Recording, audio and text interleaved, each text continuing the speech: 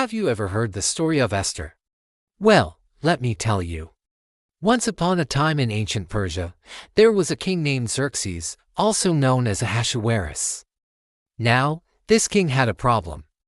His wife, Queen Vashti, got kicked out because she wouldn't follow his orders. And so he needed a new queen. So he decided to hold a beauty contest. And guess who won? Esther, a young Jewish woman being raised by her wise cousin, Mordecai.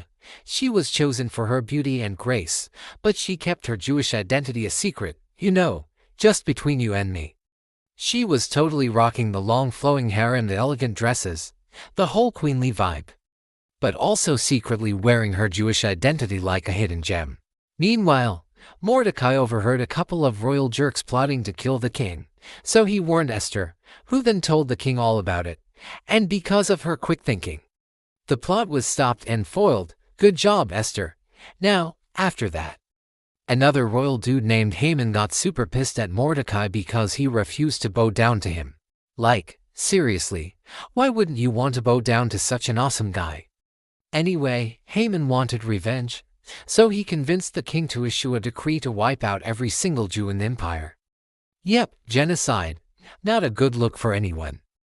And here's the thing, the king didn't realize that Esther was Jewish. He was just like, hey, get rid of those Jews, totally oblivious. So Mordecai was like, oh snap, we gotta do something. He sent a message to Esther, saying, who knows? You might have become queen for just such a time as this. And that totally freaked her out.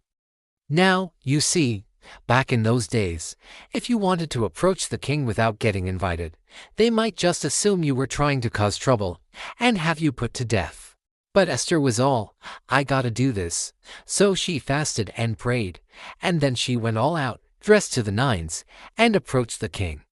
Now, the king was like, oh, hello there, beautiful. What can I do for you? And she was all, well, king, I was thinking maybe we could have a little get-together. Just you, me, and a couple of my girlfriends and your best pal Haman, too. And the king was like, sure, why not?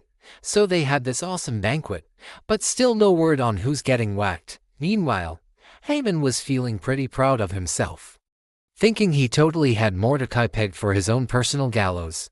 But while he was out celebrating, some royal slackers spilled the beans to the king about how Mordecai saved his life way back when. And the king was like, what, really? That dude saved my life.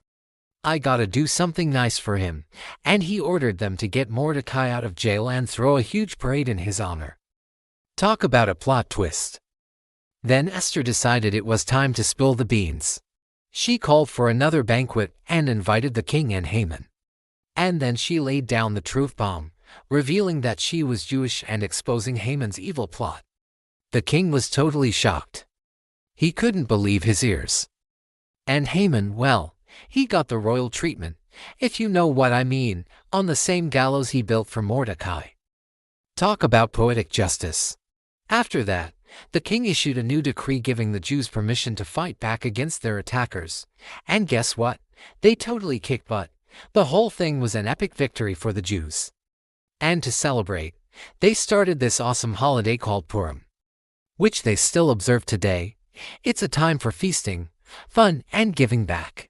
And that, my friends, is the crazy, unbelievable, totally awesome story of Esther.